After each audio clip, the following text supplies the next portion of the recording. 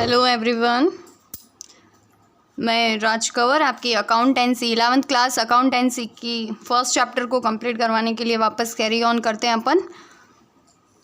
हमने फर्स्ट जो पार्ट था वीडियो का उसमें हमने अकाउंटेंसी के बारे में उसका इंट्रोडक्शन ले लिया था कि उसमें क्या क्या होता है। तो एक बार मैं फिर से आपको रिवाइज़ करवा देती हूँ कि हमने क्या पढ़ा था।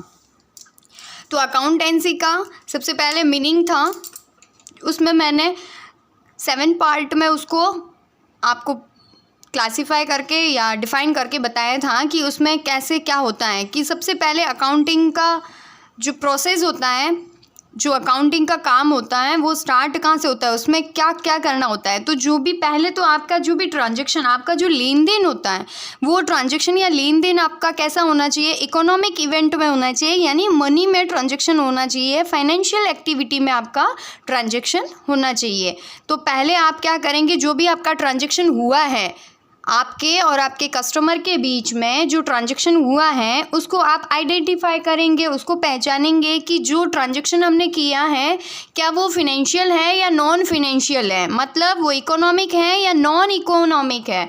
तो अगर इकोनॉमिक है तो ही हम उसका अकाउंटिंग कर पाएंगे, उसका लेखा कर पाएंगे, और अगर वो नॉन इकोनॉमिक है तो हम उसका लेखा नहीं कर पाएंगे। नॉन इकोनॉमिक का मतलब आप जानते हैं ना, किसी की हेल्प कर देना और कि जो अपनी फीलिंग्स होती है वो सब नॉन इकोनॉमिक होती है। लेकिन इकोनॉमिक वो होती है कि मैंने आपको कुछ दिया और बदले में मैंने आपसे पैसे लिए, तो वो होता है इकोनॉमिक इवेंट।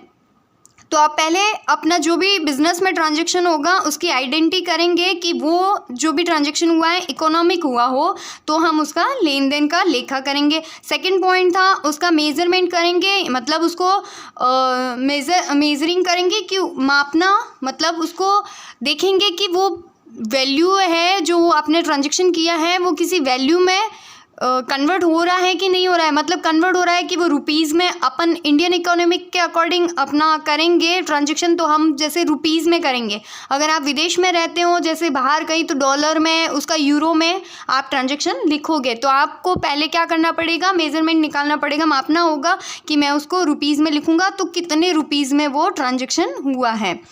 फिर जैसे ही आपने मेजरमेंट कर लिया उसके बाद उसकी करेंगे रिकॉर्डिंग। रिकॉर्डिंग के अंदर मतलब उसका जनरल लेजर के अंदर, लेजर जो आपकी अकाउंटिंग की सबसे पहले जिस भी बुक में जिसमें भी लिखते हैं, पहली बार ट्रांजैक्शन होते ही जिस रजिस्टर में या बुक में लिखा जाता है उसको अकाउंटिंग की भाषा में कहते हैं जनरल। जनरल के अंदर लिखना या रिकॉर्ड करना। फिर उसको क्या करना होता है, जनरल के बाद हमारे अलग अलग अकाउंट ओपन होते हैं। लाइक जैसे राम का अकाउंट, जैसे राम के साथ आपने बहुत सारे ट्रांजैक्शन किए हैं तो राम के साथ आपका जो ट्रांजैक्शन होगा वो सारा का सारा राम के अकाउंट में लिखा जाएगा। उसके बाद जो सेल्स अकाउंट है, रेंट अकाउंट है, ऐसे करके सारे के सारे हम अलग अलग अकाउंट खोलेंगे। तो मतलब उसको क्या किया हमने, क्लासिफाई किया, मतलब वर्गीकृत किया। सारे के सारे लेन देन जितने भी हुए हमने एक साथ एक ही रजिस्टर में लिख दिए। लेकिन अगर एक दिन में बहुत सारे ट्रांजैक्शन होते हैं तो उनको हमें क्या करना पड़ता है, अलग अलग तरीके से क्लासिफाई करना पड़ता है। जैसे राम, श्याम, मोहन, जिन जिन बंदों के साथ में हमने ट्रांजैक्शन किया है उन सब के अलग अलग अकाउंट खुलेंगे। जैसे आपने सेल किया है तो सेल का अकाउंट खुलेगा, फिर आपने परचेज़ किए है तो परचेज़ का अकाउंट खुलेगा, माल खरीदा है तो खरीदने के लिए परचेज़ अकाउंट खुलता है। तो ऐसे करके हम उसको क्लासीफाई करेंगे। उसके बाद हम उसकी समरी निकालेंगे। तो जो भी फिर आपने ये अकाउंट खोले होंगे उसमें लास्ट में हम बैलेंस निकालेंगे कि भाई पूरे महीने में हमने या पूरे साल में राम को 50,000 का माल बेचा और 40,000 का पेमेंट हमें मिल चुका है। तो रिमेनिंग बैलेंस कितना बचा कि हमें अब राम से कितने रुपए लेने हैं, 10,000 रुपये राम से कलेक्ट करने हैं। तो वो बैलेंस हम निकालेंगे। बैलेंस निकालने के बाद हम उसकी क्या करेंगे, समरी बनाएंगे। समरी में हम क्या बनाते हैं, उसकी बैलेंस शीट, उसका P&L, प्रॉफिट या लॉस अकाउंट बैलेंस शीट बनाते हैं, जिसमें हमें पता चलता है कि हमारी कंपनी के पास कितनी असेट्स हैं और कितनी उसकी कैपिटल है और कितनी उसकी लायबिलिटीज़ हैं। फिर रहता है प्रॉफिट एंड लॉस अकाउंट। उसके अंदर हमें पता चलता है कि हमारी कंपनी को कितना लॉस हुआ है या कितना प्रॉफिट हुआ है। इस तरीके से इसकी समरी करेंगे। फिर समरी करने के बाद इसी बैलेंस शीट और P&L को हम क्या करेंगे, एनालाइज करेंगे या इंटरप्रिटेट करेंगे या व्याख्या करेंगे कि इसमें हमने क्या क्या मेथड यूज़ किए, उसके नीचे उसके नोट्स बनाते जाएंगे। और फिर उसके बाद हम क्या करेंगे, हम जो भी हमारी इस बैलेंस शीट और पीएनएल से रिलेटेड डेटा हैं, जिसको हमारे इंटरनल या एक्सटर्नल यूज़र होते हैं, जो आंतरिक या बाहरी कंपनी के अंदर रहने वाले लोग और कंपनी के बाहर जो कंपनी से कनेक्टेड लोग हैं, उनके लिए ये हमारे कंपनी के फिनेंशियल डेटा यूज़फुल होते हैं। इसीलिए हम उसको क्या करेंगे, संप्रेषण या संचार, मतलब उनको वो इन्फॉर्मेशन प्रोवाइड करवाएंगे, उनको वो सौंपेंगे जो उनको इन्फॉर्मेशन चाहिए। तो यहाँ तक आपको मैंने ये चीज़ बताई थी उसके इंट्रोडक्शन में। अब है उसकी मीनिंग अगर देखना है तो लेखांकन क्या है कि लेखांकन संगठन मतलब जो आपका बिजनेस है, आपका यूनियन है, बिजनेस है, उसमें क्या होता है, लेखांकन संगठन की आर्थिक मतलब फाइनेंशियल एक्टिविटी को पहचानने मतलब आइडेंटिफाई करने, उसको मेजरमेंट यानी मापने और लिख कर रखने की एक ऐसी प्रक्रिया है, मतलब एक प्रोसेस है। लेखांकन क्या है, एक प्रोसेस है किसी ऑर्गेनाइजेशन या संगठन की फिनेंशियल एक्टिविटी को आइडेंटिफाई करके, उसको मेज़र करके फिर उसको रिकॉर्ड करने की प्रोसेस है। और जिसके माध्यम से आंकड़ों से संबंधित मतलब जो भी उसमें आपने डेटा जो भी आपने अपने अकाउंट्स के अंदर लिए हैं, अपने ट्रांजैक्शन जो भी आपने लिखे हैं, रिकॉर्ड किए हैं, वो डेटा हैं, उनसे संबंधित सूचनाओं को उनके उपयोगकर्ता मतलब वो जो डेटा जिसके लिए यूज़फुल है, मतलब इंटरनल एक्सटर्नल दोनों यूज़र को आप क्या करवाएंगे, प्रोवाइड यानी संप्रेषित करेंगे, प्रोवाइड करवाएंगे उनसे रिलेटेड उसकी इन्फॉर्मेशन को। तो इस तरीके से आपका ये अकाउंटिंग की जो इन्फॉर्मेशन थी और अकाउंटिंग कितने स्टेप में प्रोसेस में कितनी स्टेप में कंप्लीट होती है, 7 स्टेप में हमारी अकाउंटिंग की हम डेफिनेशन को क्लासीफाई करते हैं। और आपको ये उसकी मीनिंग हिंदी और इंग्लिश दोनों में लिखी हुई है, लिख देना। अब अगला रहता है आपका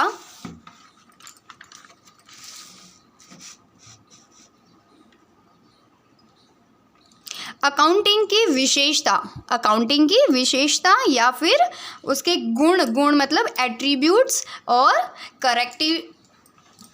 करेक्टिस रहते हैं, जो आप 7 पॉइंट आप पहले पढ़ चुके हैं, वही इसके गुण विशेषता रहेगी या एट्रीब्यूट्स रहेंगे। तो आप सबसे पहले मैं बता दूं वही कि इसमें अकाउंटिंग में हम सबसे पहले क्या करते हैं, डेटा को आइडेंटिफाई करते हैं, मतलब ट्रांजैक्शन जो हमारे बीच होता है, हमारे कस्टमर और हमारे के बीच, उसको हम क्या करते हैं, बिजनेस के ट्रांजैक्शन को आइडेंटिफाई करते हैं, फिर उसको मेजरमेंट करते हैं, रिकॉर्ड करते हैं, क्लासीफाई करते हैं, फिर समरी करके उसको एनालिस्ट या इंटरप्रेट करके उसको कम्युनिकेट या कम्युनिकेशन के लिए प्रोवाइड करवाते हैं उसके यूज़र को। तो इसको आप लिखने के बाद आप अपनी लैंग्वेज में, इसको मैंने आपको समझा तो दिया है, उसके बाद आप इन 7 पॉइंट को लिखेंगे और उसके अंदर बाकायदा उसका जो है व्याख्या करेंगे, उसको क्लासीफाई करके उसको सब अच्छे से लिख देना।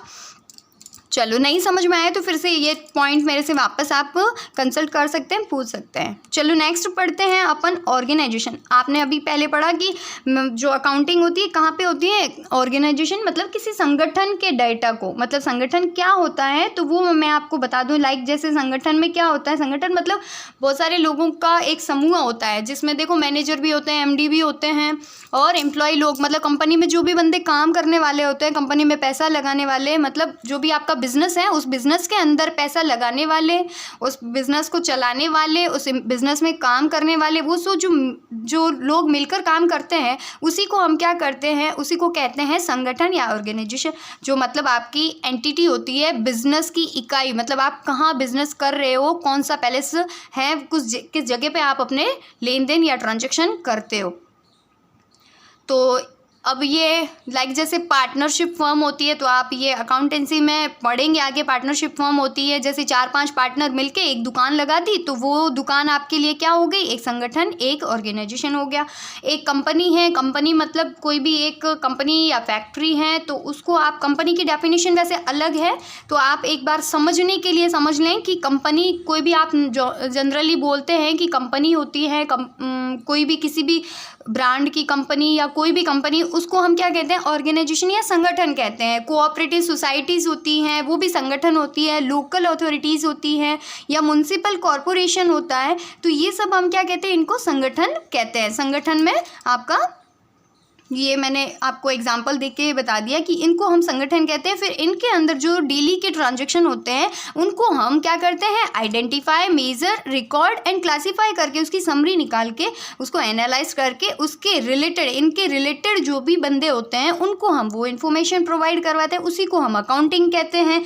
अब अकाउंटिंग के अंदर अगला स्टेप आता है, आपका संगठन हो गया, ऑर्गेनाइजेशन, उसके बाद आपका रहता है इंटरेस्टेड यूज़र ऑफ इंफॉर्मेशन। मैंने बोला कि आप कम्युनिकेशन करते हो कि कंपनी के अंदर जो बंदे इंटरेस्टेड होते हैं, जिनका कंपनी के अंदर हित होता है, जिनको कंपनी से प्रॉफिट या कहीं ना कहीं लॉस या प्रॉफिट होता होगा, जो कंपनी से बिलोंग करते हैं, जिनका कंपनी से कोई संबंध होता है, उन संबंधित लोगों को कंपनी से रिलेटेड जितने भी डेटा या लेन देन या कंपनी की क्या फ़िलहाल पोजीशन या स्थिति है उसकी जानकारी देनी होती है। तो हमने उसको क्या किया है, जो भी उसके रिलेटिव या मतलब कंपनी से बिलोंग करने वाले लोग होते हैं उनको हम दो पार्ट में डिवाइड करते हैं। दो पार्ट, सबसे पहला पार्ट रहता है आपका, हम उनको इंटरनल और एक्सटर्नल, इंटरनल यूज़र और एक्सटर्नल यूज़र के दो पार्ट में डिवाइड करते हैं।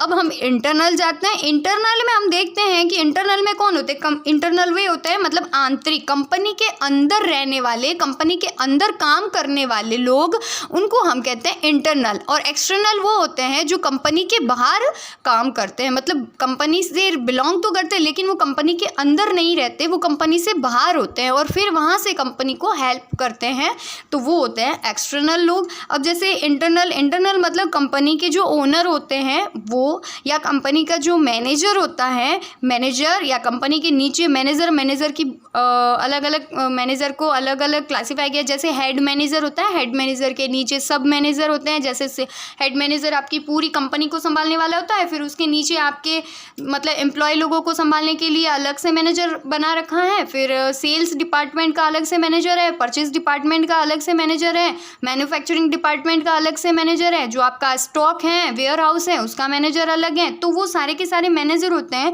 उन सब के लिए ये इन्फॉर्मेशन यूज़फुल होती है, इसलिए उनको वो हम क्या करवाते हैं, प्रोवाइड करवाते हैं। फिर एम्प्लॉय लोगों को प्रोवाइड करवाते हैं। फिनेंशियल जो ऑफिसर होते हैं उनको हम ये इन्फॉर्मेशन, ये इंटरनल है, तो ऑफिस कंपनी के अंदर जो फिनेंशियल ऑफिसर्स होते हैं, जो आपके फाइनेंस रिलेटेड जो भी ट्रांजैक्शन होते हैं, वो जो पैसा देना, कितना पैसा कहाँ चाहिए, कहाँ नहीं चाहिए, जितना माल मंगवाना है, तो जैसे वो उनसे चेक लेना, चेक देना, तो वो जो एज ए कैशियर का काम करते हैं, उनको भी ये इन्फॉर्मेशन प्रोवाइड करवाई जाती है। फिर है सुपरवाइज़र, जो सुपरवाइज़र होते हैं उनको भी ये इन्फॉर्मेशन उनसे भी रिलेटेड होती है, तो उनको भी ये इन्फॉर्मेशन प्रोवाइड करवाई जाती हैं। अब जैसे मैं आपको बता दूं कि मैनेजर के लिए क्या कैसे ये यूज़फुल होगी इन्फॉर्मेशन, तो मैनेजर के लिए हमने समझा कि लाइकिंग मैनेजर है और वो अपने कंपनी में सब मैनेजर पे डिपेंड होके चल रहा है और उसको कहीं पता नहीं है कि कहीं है जो एम्प्लॉय लोग आराम से बैठ के बातें कर रहे हैं और कहीं पे है जो लाइट बिना मतलब के चल रही है, मशीन चल रही है, खाली चल रही है, बट उसमें कुछ भी प्रोडक्ट मैन्युफैक्चर नहीं हो रहा है, वो ब्लैंक है, खाली चल रही है।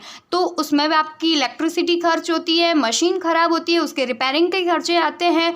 तो वो सारे खर्चे अगर वो या रेंट से रिलेटेड आप सोच रहे हो कि मेरा वेयर हाउस है, उसका रेंट बहुत ज़्यादा लग रहा है, तो मुझे ये सारा माल मेरे एक ही वेयर हाउस में रख के शिफ्ट कर दूं और मेरा दूसरा वाला वेयर हाउस है मैं रेंट पे दे दूं तो मुझे इनकम होगी। ऐसे करके आप मैनेजर क्या करेगा, खर्चों को कम करेगा और अपनी इनकम को बढ़ाएगा। तो वो कहाँ से पता चलेगा उसको, जब फाइनल में वो फाइनल रिपोर्ट देखेगा कंपनी की कि उसमें कंपनी के पास लॉस हो रहा है कि प्रॉफिट हो रहा है, एक्सपेंसेस ज़्यादा हो रहे हैं या इनकम कम हो रही है और क्यों हो रहे हैं, उनका पता लगाएगा। उसके लिए उसको फिनेंशियल जो डेटा होंगे वो आपको चाहिए होंगे। तो वो मैनेजर ऐसे एम्प्लॉय लोग कैसे यूज़ करेंगे, एम्प्लॉय लोग देखेंगे कि कंपनी अगर लॉस में चल रही है, कंपनी लॉस में चल रही है, प्रोग्रेस नहीं कर रही है, तो एम्प्लॉय लोग है ना अनसिक्योर हो जाएंगे कि कहीं हमारी जो जॉब है वो चली ना जाए, कंपनी कभी भी बंद हो सकती है बिकॉज ये लॉस में चल रही है। तो वो अपने इस इंफॉर्मेशन को लेके फिर अपने फ्यूचर को बनाने के लिए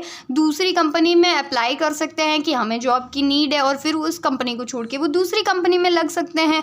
और वैसे अगर जैसे कंपनी का जो प्रोग्रेस रिपोर्ट देखेंगे कि कंपनी बहुत अच्छा प्रॉफिट कमा रही है, डे बाय डे डेवलप हो रही है, इसकी बहुत अच्छी जो है गुडविल है मार्केट में, इसका जो सेल्स है वो भी बहुत अच्छी चल रही है, लोग इसको मानते हैं और जो एम्प्लॉय लोग हैं वो कंपनी की जो फैसिलिटी कंपनी दे रही है एम्प्लॉय लोगों को उससे बहुत ज़्यादा सेटिस्फाई है। तो ये चीज़ें वो लोग अपने साथी संबंधी दूसरे एम्प्लॉय लोगों को बताएंगे, मतलब इस कंपनी के अलावा किसी और कंपनी के जो लोग हैं उनको बताएंगे कि देखो हमारी कंपनी में बहुत अच्छा प्रॉफिट होता है, हमें सैलरी भी अच्छी मिलती है और फैसिलिटी भी अच्छी मिलती है। तो ऐसे में क्या होता है, कंपनी को अगर किसी एम्प्लॉय की नीड भी होती है ना, तो वहाँ से वो एम्प्लॉय आराम से उस कंपनी में अपॉइंट हो सकते हैं। अपने यहाँ पे स्टाफ की अगर कमी आ जाए तो हमें एम्प्लॉय आराम से मिल सकते हैं। तो ऐसे करके वो एम्प्लॉय लोगों के लिए भी यूज़फुल होता है।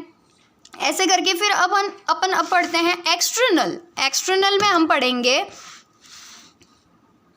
कि एक्सटर्नल अब कंपनी से बाहर लोग कौन से होते हैं, जैसे शेयर होल्डर होते हैं। शेयर होल्डर कौन होते हैं, जो कंपनी के जो कंपनी के अंदर पैसा लगाते हैं। तो कंपनी के पास करोड़ों की कंपनी होती है, तो एक बंदे के पास पैसा इतना इकट्ठा हो नहीं सकता। तो क्या करते हैं कि कंपनी अपने कैपिटल या पूंजी का एक पार्ट है वो छोटे छोटे पार्ट में डिवाइड कर देता है, फिर पब्लिकली या जो प्राइवेट अपने भाई बंधु से या पब्लिकली जो शेयर है जो इशू करते हैं। ये हम कंपनी का चैप्टर पढ़ेंगे, उसमें आपको आराम से समझाएंगे, उसमें आपको क्लासीफाई हो जाएगा, इसका ये एग्जाम्पल के साथ वहाँ मिल जाएगा आपको। तो आप अभी यहाँ पढ़ें कि वो शेयर होल्डर होते हैं जिनको अंशधारी कहते हैं। अंशधारी भी कंपनी से रिलेटेड, ताकि उसमें वो पैसा इन्वेस्ट कर पाए, उसमें पैसा लगा पाए। कंपनी अगर अच्छी प्रोग्रेस करेगी, प्रॉफिट होगा, तो ही कोई बंदा उस कंपनी में पैसा लगाएगा, अदरवाइज नहीं लगाएगा। अगला है क्रेडिटर मतलब आपको माल उधार देने वाले, जो देनदार होते हैं, माल की सप्लाई करने वाले होते हैं, उनको हम क्रेडिटर कहते हैं। अगर आपकी कंपनी प्रोग्रेस करेगी, प्रॉफिट है कंपनी का, तो ही कोई आपको उधार माल देगा, अदरवाइज आपको कोई उधार माल भी नहीं देगा। डिबेंचर होल्डर, जैसे शेयर होल्डर होते हैं वैसे डिबेंचर होल्डर होते हैं।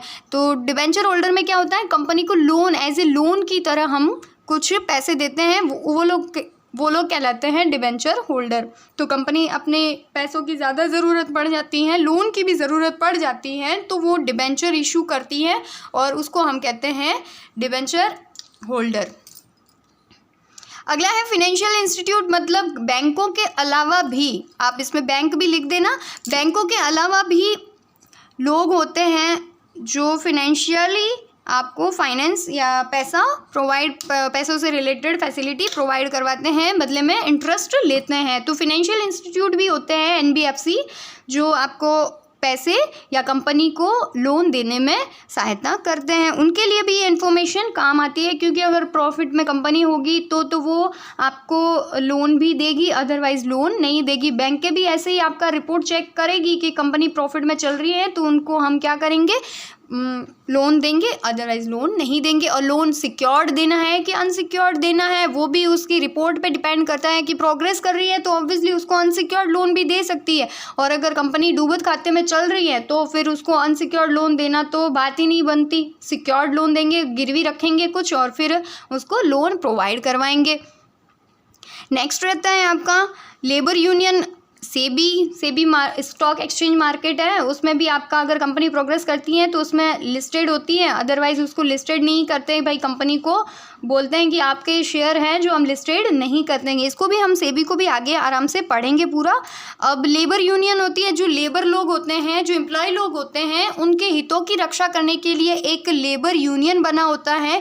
तो उनके लिए भी ये इन्फॉर्मेशन काम आती है, यूज़फुल होती हैं, कि ताकि वो अपने एम्प्लॉय लोगों को, अगर अच्छी कंपनी है, फैसिलिटी अच्छी है, तो वहाँ पर अपने एम्प्लॉय को भेजते हैं काम करने के लिए, अदरवाइज वहाँ पे नहीं भेजते। तो ऐसे करके इंटरनल एंड एक्सटर्नल दो पार्ट में हमने इसके अकाउंटिंग की जो इन्फॉर्मेशन होती है उसको यूज़ करने वाले या इंटरेस्टेड जो लोग होते हैं उनको हमने दो भागों में बांट के आपको बताया। अब आपको इसको लिखना है, फिर अपनी बुक को देखना है, बुक के अंदर बाकायदा इसको लिखा हुआ है, और फिर अपनी लैंग्वेज में इसको क्लासीफाई करके इसको लिखना है, उसकी व्याख्या करनी है। चलो अब नेक्स्ट हम पढ़ते हैं वापस। यहाँ तक तो हमारा कंप्लीट हो गया।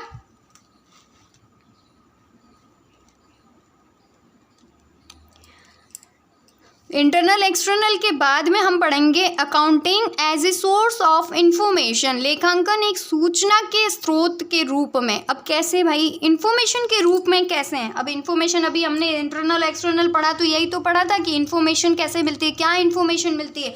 तो हमारे जो अकाउंटिंग होती है, लेखांकन होता है, उसके अंदर हमें क्या मिलती है? इंफॉर्मेशन। क्या इंफॉर्मेशन मिलती है? फाइनेंशियल या इकोनॉमिक इंफॉर्मेशन मिलती है। किससे रिलेटेड मिलती है? अपनी बिजनेस से रिलेटेड मिलती है। और क्या इन्फॉर्मेशन मिलती है?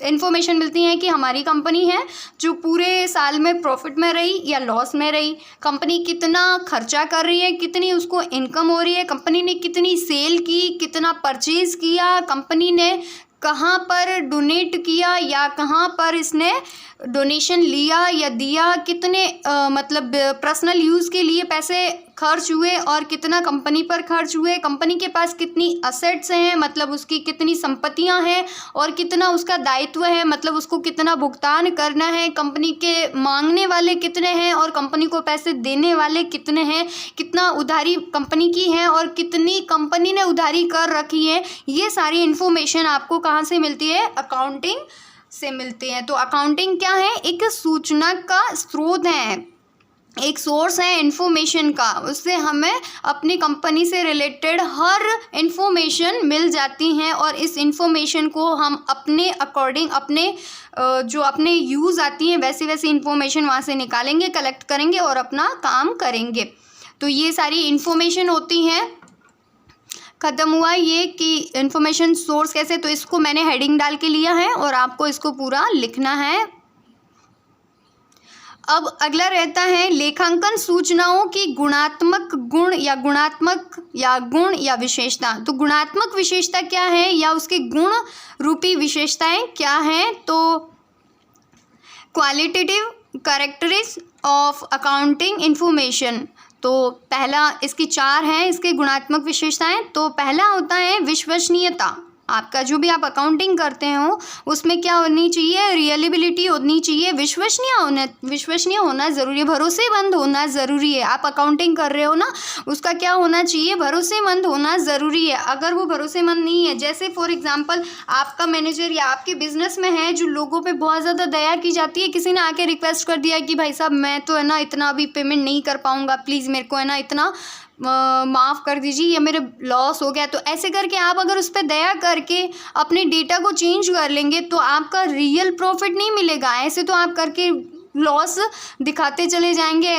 तो आपको क्या करना है? जो रियल चीज़ें हैं उनको लिखना है, फेक चीज़ों को यूज़ नहीं करना है। मैनेजर होते हैं, जो चीज़ आपने 1 लाख में मशीन खरीदी है उसका वैल्यू लिख दिया 1,10,000। तो ये रियल चीज़ नहीं थी, उसमें आपने अपने प्रॉफिट के लिए, अपने मतलब के लिए उसको ज़्यादा शो कर दिया। तो ऐसा नहीं करना चाहिए, भरोसेमंद होना चाहिए। तो उसके लिए क्या होता है? बाकायदा बिल, वाउचर, रिसीप्ट, सब चीज़ें बिल पे डिपेंड होनी चाहिए कि बिल देख के पता चले कि हाँ बाकायदा इतना पेमेंट हुआ है। तो उसमें क्या होना चाहिए? विश्वसनीयता होना। लेखांकन की जो भी सूचनाएं होती हैं उसका क्या होना चाहिए? विश्वसनीय होना या रियलेबिलिटी होना ज़रूरी है। अगला है प्रासंगिकता, यानी जो आपकी सूचनाएं होती हैं उसका क्या होना चाहिए? प्रासंगिकता यानी रिलेवेंस होना चाहिए। मतलब वो सूचनाएं हैं जिनको हम प्रोवाइड करवानी हैं, जो एक्सटर्नल या इंटरनल यूज़र हैं उनको वो समय पर उपलब्ध होनी चाहिए, तभी वो आपकी काम की चीज़ है, नहीं तो नहीं। जैसे मुझे इस साल 2020 के डेटा आज चाहिए, 2020 की क्लोजिंग मतलब 2019 की जो क्लोजिंग होगी वो 20 में होगी, तो 20 के डेटा मुझे अभी चाहिए। 20 की जो क्लोजिंग रिपोर्ट आई है किसी कंपनी की मुझे आज चाहिए और वो मुझे 21 में देने हैं। तो मुझे नीड आज है, ज़रूरत आज है, तो 21 में मुझे प्रोवाइड करवाएंगे तो मेरे किस काम की? वो मुझे समय पर अगर सूचनाएँ उपलब्ध करवाते हैं तब तो वो इन्फॉर्मेशन मेरे काम की है, अदरवाइज़ मेरे वो किसी के काम की नहीं है। तो मतलब उसका इन्फॉर्मेशन का प्रासंगिक होना ज़रूरी है। बोधगम्यता मतलब अंडरस्टैंडेबल होनी चाहिए कि आपको वो इन्फॉर्मेशन समझ में आनी चाहिए, नॉर्मल पर्सन को भी वो समझ में आनी चाहिए। इन्फॉर्मेशन ऐसे शो करो जैसे अब हम लोग देखते हैं कि हम तो चलो अकाउंटेंसी के बंदे हैं तो हमें तो ये चीज़ें समझ में आ जाएगी, साइंस का बंदा है या फिर आर्ट्स का बंदा है तो उसे वो कैसे समझ में आएगा। तो आर्ट्स के बंदों के लिए हम क्या करेंगे, ग्राफ सिस्टम बनाएंगे, ग्राफ में शो करेंगे कि हमारा 2001 में प्रॉफिट इतना हुआ, 2002 में इतना हुआ, 3 में इतना हुआ, 4 में इतना। तो एक ग्राफ के हिसाब से हम उसको शो करेंगे। लाइक जैसे मैं आपको बता दूं, ये हमने ग्राफ बनाते हैं तो ग्राफ में हम क्या करते हैं कि जैसे हमारा 2001 होता है उसमें हमारा प्रॉफिट रहा इतना, मतलब 1000 में लेते हैं, ठीक है। फिर सेकेंड ईयर हमारा जो 2002 आता है उसमें हमें प्रॉफिट रहता है इतना, तो मतलब 2000 हो गया। तो ऐसे करके ये रिपोर्ट अब आर्ट्स वाला आराम से समझेगा कि 2001 में कंपनी का प्रॉफिट कम था लेकिन 2002 में बढ़ रहा है, मतलब आगे भी जैसे 2003 में हुआ तो वापस बढ़ा।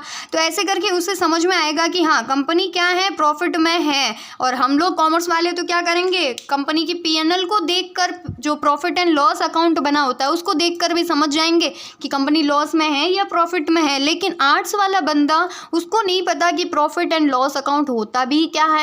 तो उसके लिए, या फिर साइंस के स्टूडेंट या जनरली जो अनपढ़ लोग हैं उनके लिए ग्राफ सिस्टम या कुछ और भी है जो आप आगे थ्योरी पढ़ेंगे ना तब वहाँ समझ में आ जाएगा। तो वो आप समझ सकते हैं कि उसको कैसे समझाना है। तो वो बोधगम्य होनी चाहिए इन्फॉर्मेशन, ऐसे आप उसको प्रोवाइड करवाओ कि आगे वाला बंदा जो उस इन्फॉर्मेशन को यूज़ करना चाहता है वो आराम से उसको समझ पाए।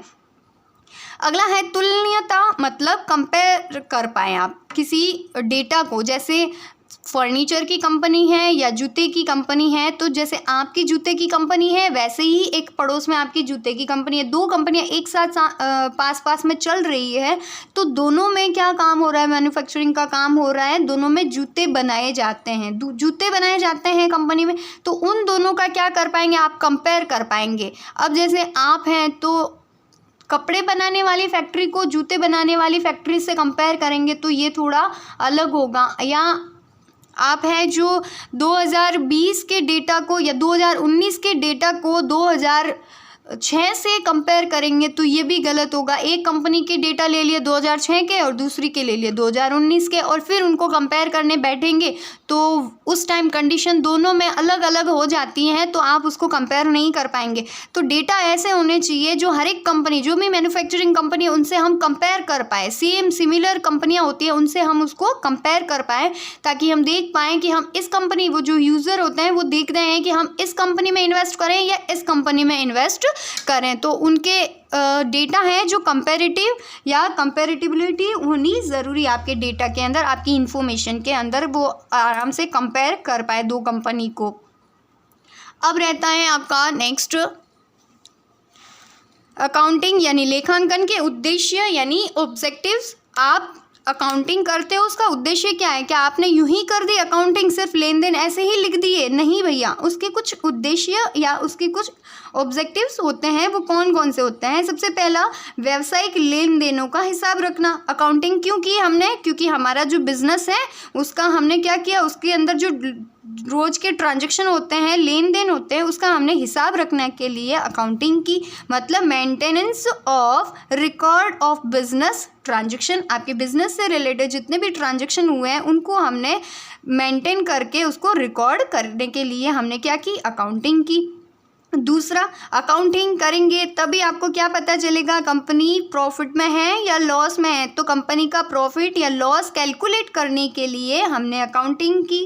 तीसरा है आपका वित्तीय स्थिति को प्रदर्शित करना, उसकी जो कंपनी की फाइनेंशियल पोजीशन है उसको शो करता है। उसकी जो आप अकाउंटिंग करते हो उस अकाउंटिंग से एक कंपनी का क्या फाइनेंशियल पोजीशन है वो शो होती है। तो फाइनेंशियल पोजीशन कैसे, कि अगर कंपनी लॉस में है तो उसकी फाइनेंशियल पोजीशन कैसी होगी समझ सकते हो, और अगर कंपनी प्रॉफिट में है तो उसकी फाइनेंशियल पोजीशन स्ट्रांग ही होगी, वो बहुत अच्छा अपना डे बाय डे अपना प्रोग्रेस करेगी। तो अगला नेक्स्ट आपका, जैसे आपको वित्तीय स्थिति को प्रदर्शित करने के लिए या उसको प्रदर्शित करती है, लेखांकन करने पर ही हमें कंपनी की वित्तीय या फाइनेंशियल पोजीशन पता चलती है कि कंपनी में लॉस चल रहा है कि प्रॉफिट चल रहा है। अगला रहता है providing accounting information to its user. आपके जो कंपनी से रिलेट आप अकाउंटिंग करते हो, अकाउंटिंग करोगे तभी तो आपकी कंपनी से रिलेटेड जो बंदे हैं या जो लोग हैं उनको आप क्या करवा पाओगे, सूचना उपलब्ध करवा पाओगे। मतलब यूज़र को यानी उपयोगकर्ताओं को सूचना उपलब्ध करवाना। आपकी अकाउंटिंग आप करोगे, क्यों करते हो, इसीलिए ताकि आपके जो कंपनी में हित रखने वाले इंटरेस्टेड लोग हैं उनको आप अपने कंपनी से रिलेटेड फिनेंशियल डेटा को या उससे रिलेटेड इन्फॉर्मेशन को उन यूज़र्स को प्रोवाइड करवा पाओ। तो ऐसे करके आपका फिनेंशियल अकाउंटिंग का आज का इतना मैंने आपको चैप्टर करवा दिया। अब अपनी जो नोटबुक है उसमें आपको ये बाकायदा सारा का सारा लिखना है कि ये अकाउंटिंग की डेफिनेशन है। डेफिनेशन को लिखने के बाद आप अपना ये 7 पॉइंट्स हैं, इनको यहाँ पे लिखना है इसी तरीके से। फिर इसको आगे जाके जब मैं बोलती हूँ कि उसकी विशेषताएं या गुण लिखो, एट्रीब्यूट लिखो अकाउंटिंग के, तब यहाँ जाके उसको क्लासीफाई करना है। क्लासीफाई करने के बाद संगठन के मैंने एग्जाम्पल दे दिया और आपको परिभाषा बना के लिखनी है, अपनी तरफ से अपनी लैंग्वेज में लिखनी है। और फिर मैंने आपके जो यूज़र्स है, उपयोगकर्ता, लेखांकन के जो यूज़र्स होते हैं उसको इंटरनल और एक्सटर्नल उपयोगकर्ता में बांटा है। इंटरनल ये होते हैं, एक्सटर्नल ये होते हैं। अब बाकायदा आपको इसको भी क्या करना है, व्याख्या सहित लिखना है। 2-4 लाइनें जितनी भी आप लिख पाओ उतनी आपको लिखनी है, क्योंकि ये है जो क्वेश्चन इंपॉर्टेंट है, आपके आता ही आता है और सिर्फ एक ही बार नहीं आता है, हर बार आता है। जब तक आप अकाउंटेंसी में रहोगे ना तो इनके बारे में तो आपको हमेशा पढ़ना ही पड़ेगा। तो ये इम्पोर्टेंट है, इसके बारे में आप लिख देना। और ये भी आपका इम्पोर्टेंट है क्योंकि थ्योरी जो पढ़ेगी अकाउंटेंसी में वो यहीं से पढ़ेगी ज़्यादा। आप पीछे के चैप्टर में जाओगे वहाँ पे इतनी थ्योरी नहीं मिलेगी, यहीं पे मिलेगी। तो इसको आप अच्छे से याद कर लेना, टॉपिक प्रिपेयर कर लेना अपने 1 और ये 2। अकाउंटिंग की डेफिनेशन भी आपको पूछेंगे। अगला रहता है आपका अकाउंटिंग। ये सवाल अक्सर पूछा जाता है कि लेखांकन सूचना के स्रोत के रूप में है, कैसे, ऐसे करके इसको छोड़ दिया जाएगा और कैसे है वो आपको बताना होगा कि सूचना के रूप में कैसे अकाउंटिंग काम करता है, तो उसको भी आपको लिखना है। तो ये भी आपके एग्ज़ाम में पढ़ना है। नेक्स्ट आपका जो ये गुणात्मक विशेषताएं हैं ये भी आपको पूछी जाती है। इसमें कई बार क्या होता है, छोटा प्रश्न बनाते हैं तो 2 पूछ लेते हैं या 1 पूछ लेते हैं या 2-4 दे के फिर 1 का बोलेंगे, 1 का एक्सप्लेन करो और 4 का नाम लिख के फिर किसी 1 को एक्सप्लेन करो। तो ऐसे करके इसको भी पूछा जाता है। तो आप इसको भी प्रिपेयर करना अपनी तरफ से। इसमें बिल्कुल आप अपनी तरफ से व्याख्या करोगे, आप उसको लिखोगे। इसमें 2-4 लाइनें जितने भी आप लिख पाओ अपनी तरफ से, अपनी लैंग्वेज में लिखना बाकायदा। अगर आपको नंबर चाहिए, पासिंग मार्क्स चाहिए तो भाई आप अपना रट लेना, लेकिन अगर आपको बाकायदा नंबर चाहिए, परसेंटेज बनाने हैं तो अपनी लैंग्वेज यूज़ करना। अकाउंटेंसी और BO दोनों में, बिजनेस स्टडी हो या अकाउंटेंसी, अपनी लैंग्वेज यूज़ रखना, तभी आप बेड़ा पार कर पाओगे अपना। अब लेखांकन के उद्देश्य, तो उद्देश्य मैंने आपको बता दिए। अब इसको भी आप पॉइंट वाइज लिख के उसके अंदर जो रहता है इसके भी आपका, ये भी आपका इम्पोर्टेंट क्वेश्चन है, इसमें भी आपका पूछा जाता है, ये भी प्रश्न आपके आता है। तो इसीलिए मैंने इतनी मेहनत की। अगर नहीं आता होगा तो मैं नहीं करूँगी, आपको इतनी बस टॉपिक पढ़ा दूँगी, उसमें मेहनत नहीं करूँगी। तो आपको ये पॉइंट मैंने लिखवाए हैं, आपको इसको भी क्या करना है, व्याख्या करना है। फिर नेक्स्ट हम पढ़ेंगे अपना रोल ऑफ अकाउंटिंग। तो थैंक यू, इतना आज के लिए बहुत है आपके लिए। अब हम अगला नेक्स्ट क्लास में मिलेंगे। यहाँ तक आप प्रिपेयर कर लेना, मैं आपकी रजिस्टर चेक करूँगी। बिल्कुल आप जब डाउट्स क्लास में आएंगे, यहाँ में अगर कोई डाउट हो तो आप मेरे को डाउट क्लास में पूछेंगे। मैं बाकायदा स्कूल में आती हूँ डाउट्स सॉल्व करने के लिए। अगर आप आएंगे तो मैं ज़रूर आपको मिलूँगी। Thank you so much.